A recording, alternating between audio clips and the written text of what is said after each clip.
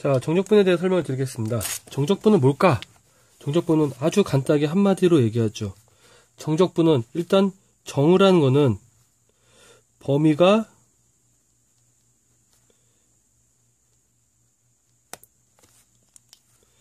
있다는 얘기죠. 범위가 있어요. 그래서 우리는 주어진 범위 내에서 적분하는 거 우리는 정적분이라고 합니다. 자, 한번 아래쪽 쭉 볼까요? 아래쪽을 쭉 보면 어때요?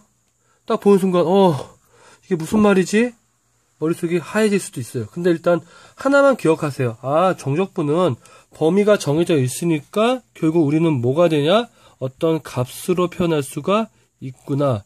이 정도만 생각하시죠. 그럼 결과는 값이기 때문에 결국 뭘까요? 숫자구나. 자, 이렇게 보시면 되고요. 또 하나 보시면 우리가 지금 A에서부터 B까지의 지금처럼 빗금친 S라고 한 넓이를 구하기 위해 오른쪽 그림을 보니까 우리는 S를 구할 건데 오른쪽에는 지금 보신 것처럼 직사각형들을 모두 합해 놓은 것들이 있죠. 그럼 결국 우리는 정적분을 구한다는 건 A와 B 사이에 곡선을 포함하고 있는 면적을 구하는 건데 그거는 결국 직사각형들의 합과 같구나 정도는 알 수가 있겠죠. 자, 그런데 우리가 앞에서 배웠던 것처럼 자, 적분을 할 때 지금처럼 간격을 처음과 두 번째와 세 번째 했을 때 그 간격을 줄이면 줄수록 직사각형과 원래 구하려고 했던 곡선 간의 넓이의 차가 점점 어떻게 되죠? 줄어들고 있죠. 자, 그래서 우리는 정적분이라고 하는 건 기본적으로 직사각형과 직사각형 넓이의 합을 통해서 우리가 구하려고 하는 곡선의 넓이를 구하는 겁니다. 자, 그래서 우리는 일단 간단하게 식으로만 표현해 주시면요. 자, 식으로 표현하면 자, 아래쪽에 보신 것처럼 A에서부터 B까지의 fx라는 식을 지금처럼 적분했다는 의미는 결국은 지금 보시면 델타 x는 뭘까 했더니 델타 x는 결국 x의 차이니까 이거를 가로라고 할게요. 그 다음에 여기에 보시면 f의 xk죠. 그러면 이 얘기는 결국 뭐가 되냐면 f의 x1, f의 x2 쭉 해서 f의 xn까지가 나오네요. 자, 이건 결국 뭐가 되냐? 이거는 세로가 됩니다. 그래서 우리는 가로 곱하기 세로가 되니까 이거 전체의 값은 뭐가 되느냐? 요거는 직사각형의 합이 돼요. 자, 그러면 여기 리미트 n은 뭐냐? 우리가 아까 n 등분한다 그랬죠? 결국 우리는 뭐 한다? 등분을 무한대로 한다. 결국 아주 작은 간격으로 우리가 직사각형들을 모두 합한다. 결국 이게 우리가 구하려는 정적분이 됩니다. 자, 그러면 정적분을 좀 넘어가 보면 자, 그래서 우리는 지금처럼 정적분이란 결국 뭐라고 하냐면 넓이라고 합니다. 자, 근데요. 지금 문제 보면 넓이란 말은 맞아요? 틀려요? 자, 요거는 50%는 맞고요. 50%는 틀려요. 왜? 그림 1을 보시면 이때 넓이고 이때 넓이죠. 근데 넓이는 절대 뭐가 나올 수 없죠? 넓이는 절대로 마이너스가 나올 수가 없는데 그림 1은 양수니까 상관이 없지만 그림 2는 음수네요. 그러니까 결국은 100%의 답은 뭐냐? 정적분은 뭐냐면 영역의 크기라고 할 수가 있겠죠. 그렇기 때문에 영역에는 플러스 영역이 있고 마이너스 영역이 있으니까 우리는 정적분이란 결국 일정한 범위에서의 면적, 다른 말로 일정한 범위의 영역인데 부호가 있기 때문에 우리는 넓이하고는 좀 차이가 있구나 정도만 익히시면 됩니다. 자, 그럼 옆에 있는 장으로 볼까요? 자, 옆에 있는 쪽으로 보시면 그래서 우리가 지금처럼 그림에 보시면 A에서 B까지 보시면 S1의 부호는 플러스고요. S2의 부호는 마이너스예요. 그래서 우리가 A부터 B까지의 그 두 개의 적분을 하라는 얘기는 결국 S1인 플러스와 S2인 마이너스를 어떻게 한다고요? 두 개를 뺀 거일 수밖에 없겠죠. 왜? 원래는 정확하게 얘기하면 S1 플러스 S2인데 중요한 건 S2 자체가 음수기 때문에 앞에다가 마이너스를 붙일 수밖에 없는 겁니다. 자, 그래서 우리는 결국 A에서 B까지 있다면 플러스인 영역과 마이너스 영역이 있을 때 두 개가 어떤 일이 벌어진다? 상쇄하는 효과도 일어난다는 걸 알 수가 있습니다. 자, 하나 넘겨볼게요. 자, 정적분과 미분의 관계. 정적분과 미분의 관계입니다. 중요해요, 안 중요해요? 당연히 중요합니다. 자, 그러면 정적분을 통해서 우리는 뭘 나타낼 수 있다?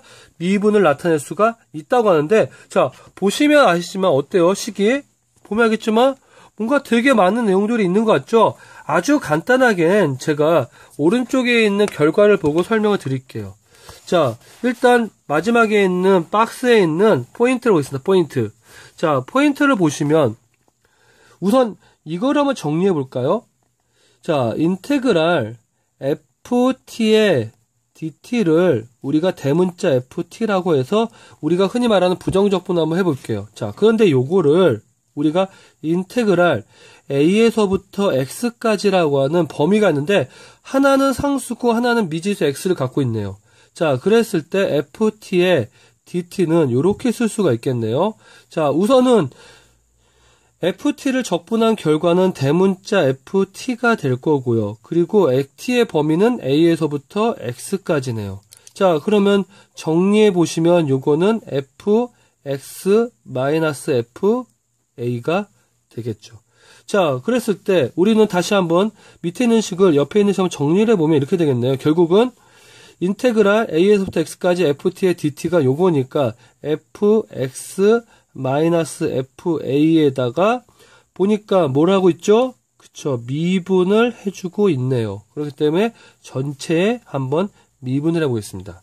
자, 그런데 fx는 뭔가 했더니 지금 보니까 적분한 결과가 ft라고 했으니까 적분한 결과가 결국 뭐가 될까? 대문자 fx니까 적분한 거에 미분하면 소문자 fx가 될 거고요.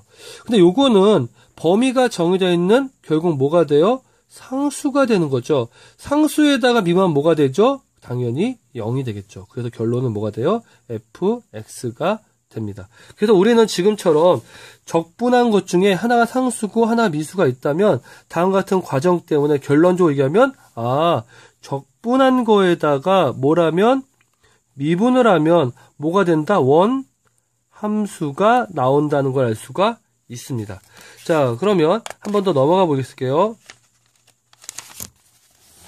자, 넘어가 보시면 결국은 정적분과 부정적분은 어떤 관계가 있느냐 아주 간단하게 얘기하겠습니다. 자, 정적분과 부정적분은 딱 하나만 얘기할게요. 이거는 범위가 있느냐 없느냐. 자, 좀 더 구체적으로 얘기할게요. 자, 정적분은 그리고 부정적분은 자, 정적분은 당연히 우선 부정적분은 뭐가 없어요? 범위가 없어요. 정적분은 범위가 있어요. 자, 그래서 부정적분은 우리가 결론적으로 얘기하면 뭐가 되면은 식이 됩니다.